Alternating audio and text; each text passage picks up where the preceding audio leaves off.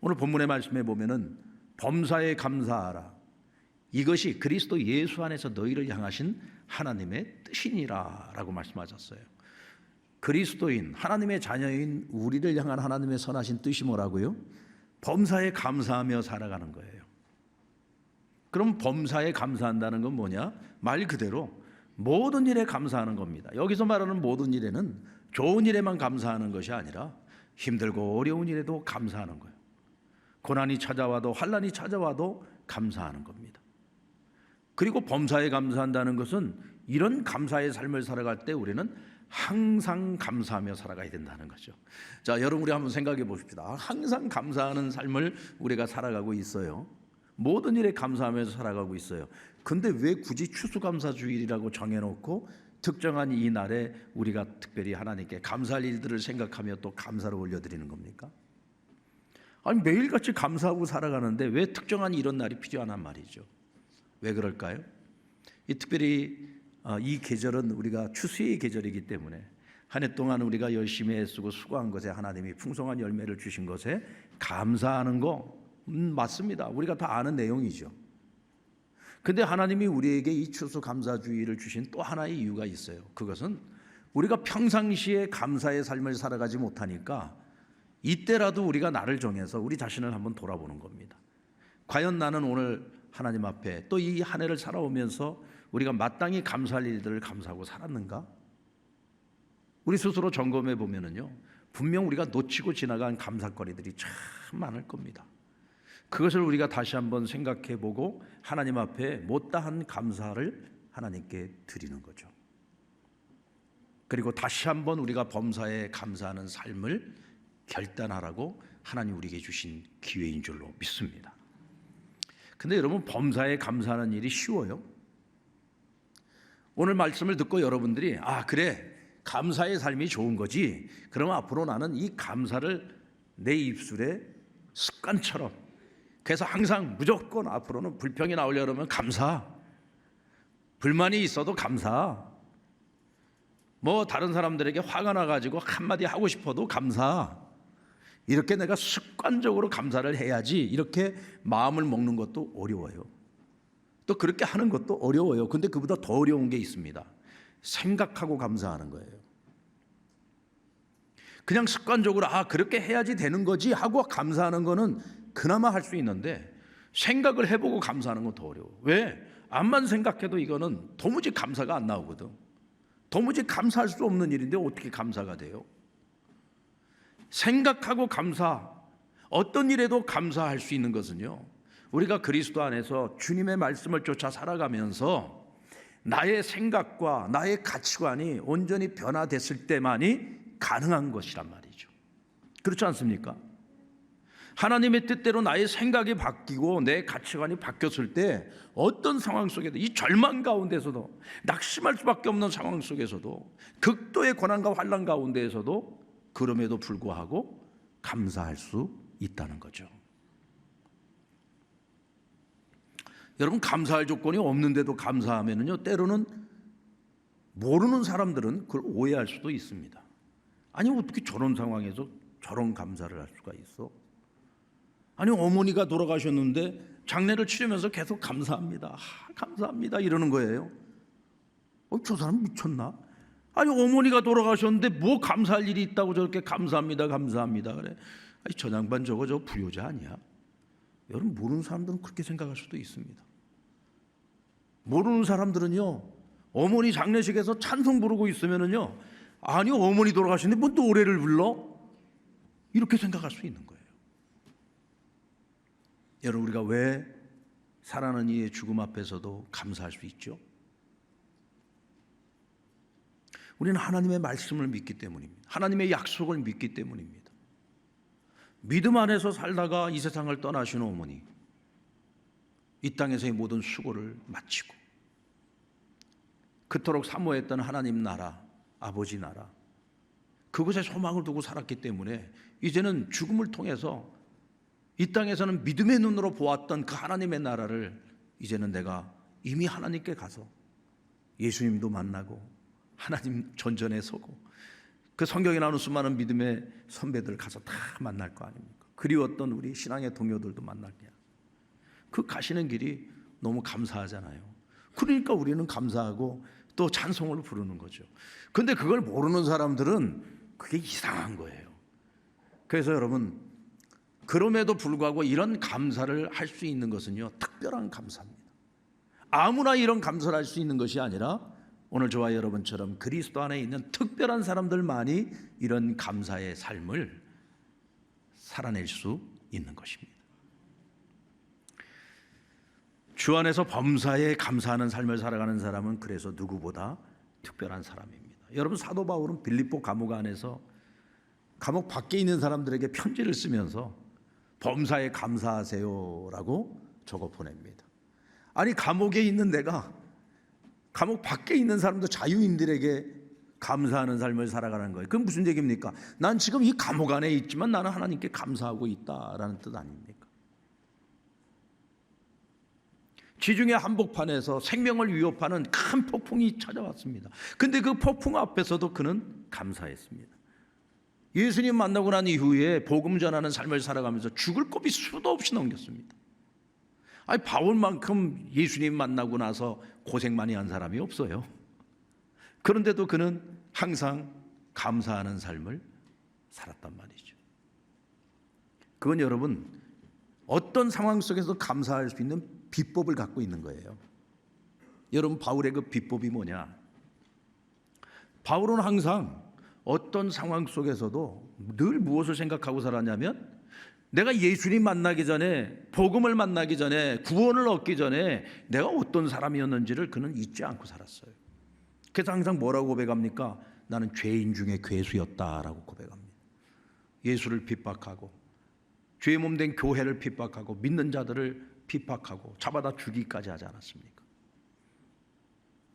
죄인들이 많이 있는데 그 죄인 중에서도 괴수가 나였다.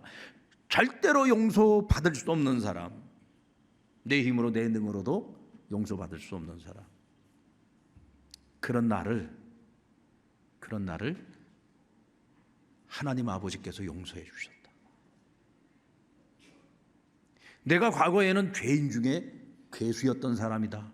그런데 그런 큰 은혜를 경험했다. 이거를 잊지 않고 살아가는 거예요. 그러니까 어떤 상황 속에서도 감사할 수 있는 거예요. 왜? 그렇게 크나큰 용서를 받은 내가 뭐 불평할 게 있나? 내가 무엇을 원망할 것인가? 내가 오히려 주님을 위해서 당하는 이런 고난이면, 이런 아픔이, 이런 고통이라면 그 또한 감사한 일이 아닌가? 여러분, 오늘 우리 그리스도인들이 이 땅을 살아가면서 이 바울처럼 이와 같이 그 어떤 불평과 원망도 감사로 바꿀 수 있는 비결을 가지고 있어야 됩니다. 미국의 한 부흥사 목사님이 이 부흥회를 마치고 저녁에 버스에 몸을 실었습니다. 너무 몸이 피곤하니까 좀 한숨 자려고 하는데 웬 거대한 뚱뚱한 아주머니가 아들 5명의 손을 붙잡고 버스에 올랐어요. 근데 이 어린 아이들이 완전히 천방지축입니다. 억지를 부리는 놈, 떼쓰는 놈, 고래고래 소리 지르는 놈, 그 버스 안에서 뛰어다니는 놈. 근데 그 뚱뚱한 엄마는 그 아이들 갖다가 때리고 욕하고 저주하고 막 엄마도 팔딱팔딱거리는 거예요. 그러니까 그 조용하던 그 버스 안이 완전히 이 엄마하고 아이들 때문에 난장판이 된 겁니다. 좀 잠시 쉬고 싶었는데, 그러니까 자기도 모르게 화가 나가지고 한마디 하려고 소리가 여기서 딱 나오려고 하는데 그 순간에 아이고, 그래도 감사해야지. 그리고는 이렇게 기도합니다. 하나님, 저 여자가 내 아내가 되게 하시지 않은 거 감사합니다.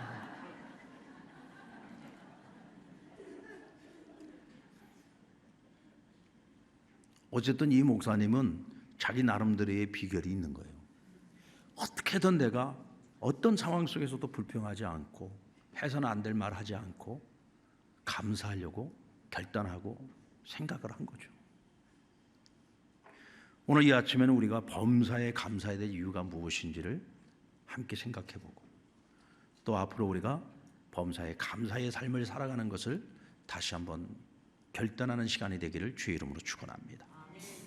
먼저 우리가 범사에 감사해야 되는 첫 번째 이유는요, 사죄의 은총을 받은 사람들이기 때문에 그렇습니다. 여러분, 저와 여러분은 사죄의 은총을 받은 사람들이잖아요. 우리 로마서 7장 24절 말씀을 같이 한번 읽어볼까요? 시작. 오호라, 나는 공고한 사람이로다. 이 사망의 몸에서 누가 나를 건져내랴.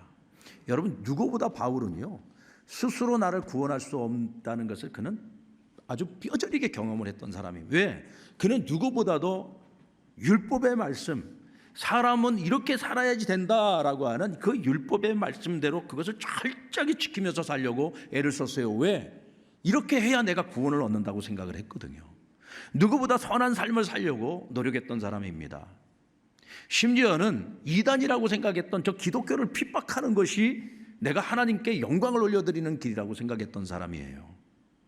내가 할 수만 있다면 무슨 짓이 됐든지 나를 구원할 수 있는 길이라면 뭐든지 해볼 생각을 했던 사람입니다. 그런데 아무리 몸부림을 치면 칠수록 오히려 구원과는 더 멀어지고 이 사망의 몸에서 어느 누구도 나를 건져낼 수 없다는 것을 그는 뼈저리게 경험하게 됩니다.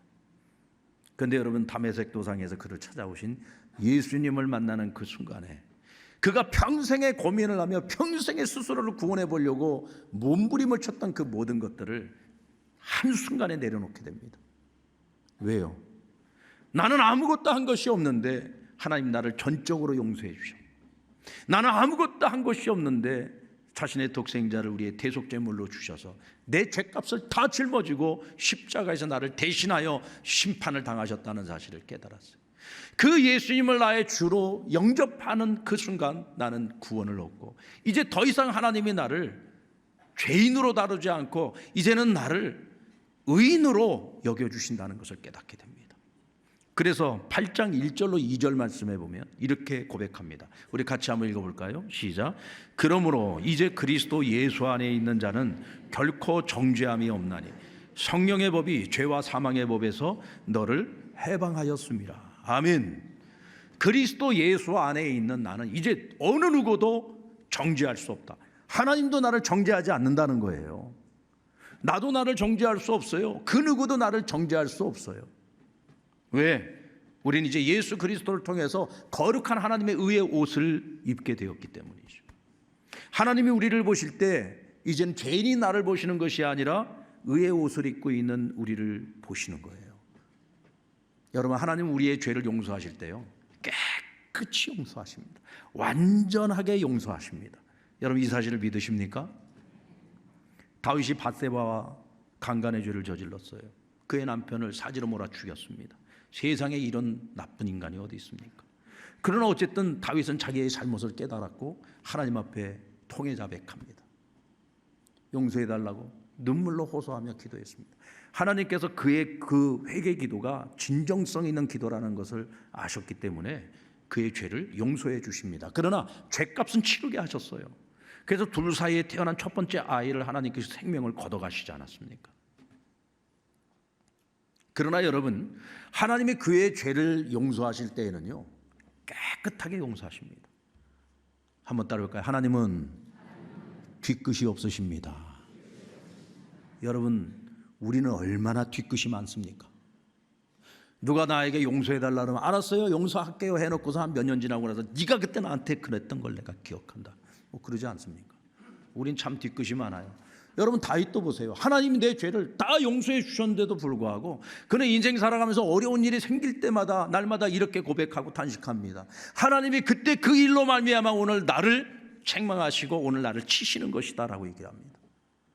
그러니까 다윗에게는 이 밧세바와 범죄했던 이 죄에 대해서 하나님이 용서하셨다는 것을 믿으면서도 여전히 하나님이 뒤끝이 있다고 생각을 하는 거죠. 그래서 그때 그 일 때문에 내가 지금 또다시 이런 고난을 겪고 이런 환난을 겪는다고 생각을 했어요. 그러니까 다윗의 탄식시를 보면은 거의 대부분의 탄식이요, 내가 이런 지금 환난을 당하는 이유는 그때 그 일 때문이라고 이렇게 얘기를 하고 있습니다. 근데 여러분, 우리 하나님께서는 그를 용서하시고 난 후에 단 한 번도 다윗이 밧세바와 저지른 그 일에 대해서 언급하시지를 않습니다. 왜요? 다 지워버리셨기 때문에, 다 그 기억을 잃어버리셨기 때문에 하나님 더 이상 그걸 언급하지 않으세요. 우리 하나님은 용서하실 때 뒤끝이 없어요. 깨끗이 용서하시는 하나님이십니다. 오늘 하나님께서 저와 여러분의 죄를 용서하실 때도 그렇게 뒤끝 없이 깨끗이 용서를 해 주신 거예요. 그래서 우리가 하나님과의 관계 개선이 이루어질 수 있었고, 하나님과의 관계 개선에 있어서 우리가 한 걸음씩 한 걸음씩 지금 더 나아가며 하나님과 동행할 수 있는 겁니다. 이 죄 문제 해결하지 않고서는 우리는 죽었다 깨어나도 하나님과 관계 개선이 안 돼요. 여전히 죄 가운데서 살아갈 수밖에 없고, 여전히 우리는 사단의 포로가 돼서 살아갈 수밖에 없고, 영적인 장님으로 살아갈 수밖에 없는 존재예요. 예수님 때문에 사죄의 은총을 입은 우리가 오늘도 하나님의 자녀된 권세를 가지고 하나님과 동행하는 삶을 살아갈 수 있습니다. 그래서 여러분, 우리는 내 인생에 어떤 고난이 오고 어떤 환난이 오고 어떤 어려움이 있어도 그럼에도 불구하고 감사할 수 있는 거예요. 하나님이 이제 내 아버지신데 내게 어떤 어려움이 있어도 아버지께 내가 부르짖고 아버지께 열심히 찾으면서 구하면, 내 아버지가 자식이 잘못되기를 원하십니까? 우리가 불행해지기를 원하시겠어요? 그 문제가 해결되어서 그것이 나에게 좋은 일이라면 당연히 하나님이 해결해 주시지 않겠습니까?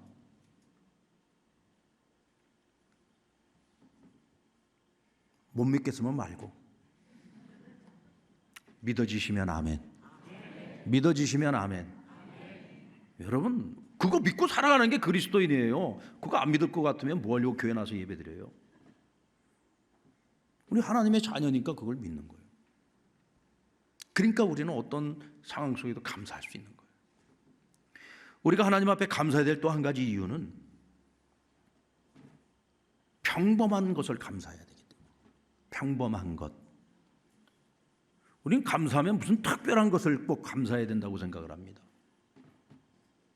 그런데 여러분, 어떤 특별한 것보다 더 감사한 것은 우리가 평상시에 누리며 살아가는 모든 것이 다 감사거리예요. 여러분들 오늘 아침에 해가 뜨는데 여러분들이 해야 떠라 해갖고 해가 떴습니까? 아침에 눈 떠보니까 해가 뜬 거죠. 여러분, 저녁에 밤이 찾아오는 것도 축복입니다. 밤이 찾아와야 여러분들이 잠을 자고 또 다른 하루를 여러분들이 살아갈 수 있지 않겠습니까? 여러분들 지금 마시고 있는 공기, 여러분 돈 내고 사 먹어요? 무료로 그냥 마시는 거예요? 다 무료로 마시잖아요. 오늘 여러분들 차 타고 교회로 오는데 단풍이 물들어가는 그 모습을 보면서, 아, 단풍이 물들어가는구나, 참 보기 좋다. 그 보기 좋은 단풍 물들어가는데 여러분들이 뭐 투자한 거 있어요? 여러분 아무것도 한 것도 없는데 다 여러분들에게 무료로 다 주어진 거잖아요. 태어나서 부모의 사랑을 받으면서 오늘 여기까지 살아왔어요. 어머니가 밥해서 아침에 밥상 차려가지고 여러분들한테 어렸을 때부터 가족들 식사를 제공하면서, 얘들아, 내가 이런 새벽부터 일어나서 밥 지어서 니네들 먹이니까 돈 내고 밥 먹으라 그랬습니까? 그 어머니의 사랑, 아버지 사랑도 우리가 아무것도 한 것도 없는데 그냥 다 고조받은 거잖아요. 여러분들, 내가 볼 수 있다는 거 감사해 보셨어요? 들을 수 있다는 거 감사해 보셨습니까? 날 때부터 청각장애인들은 이 세상의 소리를 생각으로만 들어봤지 자기 귀로 한 번도 들어본 적이 없습니다. 날 때부터 시각장애인들은 내가 살아가는 이 세상을 자기 눈으로 단 한 번도 본 적이 없어요. 나를 낳아준 내 부모의 얼굴도 몰라요. 그저 마음으로 보고 있을 뿐이죠. 내 생김새가 어떻게 생겼는지도 단 한 번도 본 적이 없어요. 만약에 그분들에게 단 하루, 단 한 번의 기회가 주어진다면 보고 싶습니다 하지 않겠습니까? 듣고 싶습니다 하지 않겠습니까? 우리가 매일매일 너무나도 당연한 것처럼 생각하고 너무나도 당연하게 누려왔던 그 모든 것들, 누군가에게는 일평생에 단 한 번의 기회가 주어지면 그 한 번의 기회를 보기를 원합니다, 듣기를 원합니다라고 말할 수 있는 그런 것을, 그 특별한 것을 우리는 매일매일 평범하게 다 누리며 살아가고 있단 말이에요. 여러분들이 실질적으로 돈 주고 사서 쓸 수 있는 것들 중에 본질적인 것이 얼마나 됩니까? 그런데도 우리는 돈이 많지 않아서 내가 원하는 것들을 사지 못한다고, 내가 원하는 것들을 누리지 못한다고 늘 불평하고 원망하며 살지 않습니까?